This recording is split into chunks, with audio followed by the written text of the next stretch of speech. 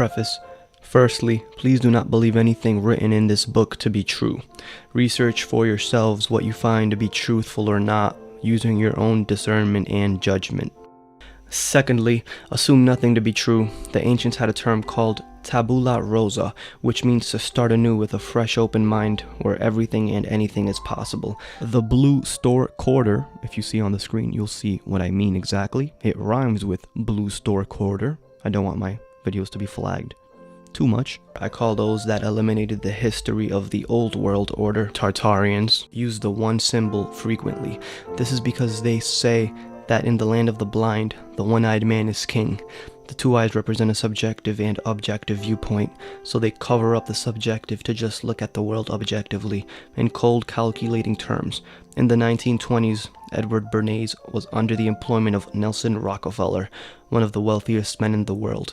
Rockefeller founded the modern-day school system and owned the school textbook companies as well. Digitalization, the modern-day burning of Alexandria. Those who are truthers have understood that the blue store quarter has had the ability to alter images or Photoshop for decades and decades. A prime example being the obvious photoshopped images of Earth from space.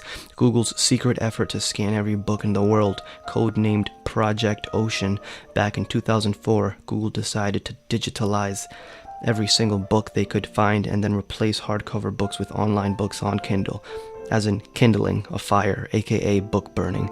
Thusly, they could effectively alter and control any digitalized books and images to portray the story the blue store quarter wished to sell us.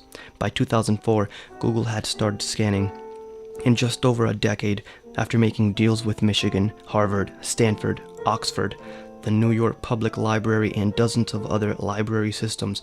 The company had scanned about 25 million books. It costs them an estimated 400 million. It was the first project that Google ever called a moonshot. What made the system so efficient is that it left so much of the work to software, rather than make sure that each page was aligned perfectly and flattened before taking a picture, which was a major source of delays in traditional book scanning systems. Cruder images of curved pages were fed to dewarping algorithms, which used the LiDAR's data along with some clever mathematics to artificially bend the text back into straight lines. Effectively, now that most get all their news and information on his story from online, the official narrative is only held in cyberspace, and when the internet no longer becomes viable, those that own books and oral narratives will be the only ones to provide an alternative history of our not so distant past. On a side note, please keep in the forefront of your minds that Eric Schmidt is the former CEO of Google and now is employed by the CIA and NSA. Intro Deduction. Once upon a time, there was a highly advanced civilization, today known as Great Tartaria. She was disappeared from our history books less than a century ago. Its vestiges are still everywhere. This civilization dominated technologies more advanced than the present ones. Its geopolymer concrete was eternal and grew stronger over time. Its gigantic iron and glass structures surmounted by domes and metal needles were present on every continent. Associated with Mercury, they distributed free atmospheric energy to everyone. Its towers and railway stations are still in operation.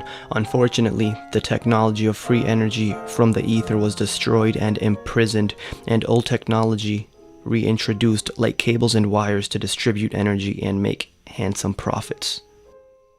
The story goes that Nikola Tesla had discovered the technology to connect to the ether and provide unlimited power to everyone, anywhere, at any time.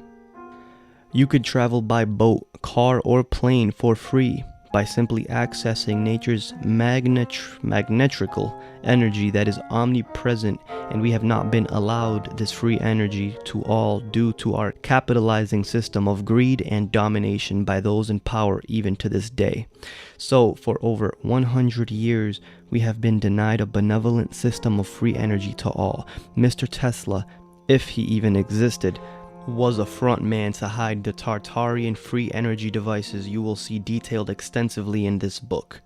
The fake history has been called the ancient architecture as Moorish revival, or Mauresque and Islamic, and also colonial, medieval, neoclassical, Baroque, Romanesque, Gothic, Bow Arts, definitely mispronouncing that, Eclectic, Tudor, Renaissance, Palladian, Richardsonian, Romanesque, Chicago School, or Victorian, and labeled them as fashionable styles to hide the old and true function of its columns, arched openings, pinnacles, rose windows, naves ornamented with iron columns, towers, and domes, in addition to having cut the ends of the pinnacles in the photographs or add crosses that did not exist before. His story tells us that the first power stations were first established in Cairo, Egypt in 876, according to Wikipedia. It is the largest and oldest in Egypt in its original form. All Tartaria power stations, small and large, had pipe organs to harmonize and heal the population through sound waves, what is now known as cymatics. The churches and cathedrals we see throughout the world all share similar design patterns that were designed with sacred acoustic geometry to maximize vibration, tone, and resonance to heal and help download higher consciousness. After the Great Purge of the Tartarians, the religious orders, spearheaded by the Romanovs, reconstituted these amazing structures into Presbyterian, Catholic, Anglican, Mormon synagogue, mosque, temples, etc.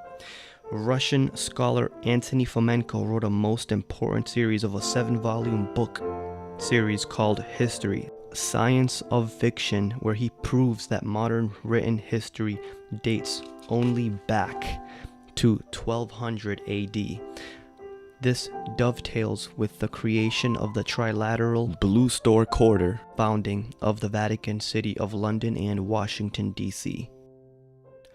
The United States is defined as a federal corporation under U.S. Code 3002, Section 15.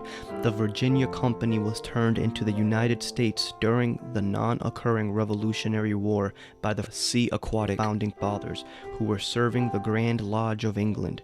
The Virginia Company was issued by the British royal family from the City of London Corporation for North American settlements. In 1213, King John surrendered the Kingdom of England to the Holy See under the Golden Bull. In 1215, under direct papal authority, King John issued the Magna Carta, Latin for Great Charter, and that established the 1-mile square block called the City of London Corporation as a sovereign entity from England and London. The Holy See uses Latin for official documents, and the Vatican uses Latin as its official language.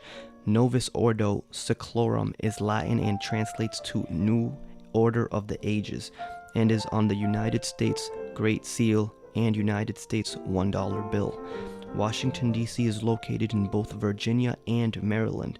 That is Virgin Mary Land. D.C. was originally called Rome in 1669, which is stated in the Catholic Encyclopedia. D.C. is Roman architecture, and Capitol Hill is named after Capitoline Hill in Rome. The ancient Roman fasces symbol is all over federal buildings and federal seals. The federal government is based on the Roman Republic, which was a fascist empire. Roman fasces, where the word fascist comes from. They had bundled canning rods and an axe for anyone who disagreed with Roman laws. The Colonna family ceremonially ruled over Capitoline Hill, which represents political power of Rome's corporate empire. The column symbolizes the political support that maintains their claim to governmental land ownership. Washington, D.C. is Roman architecture and has the Roman fasces symbol all over U.S. federal buildings and U.S. seals. Fascism means a centralization of power. Capitol Hill is named after Capitoline Hill in Rome.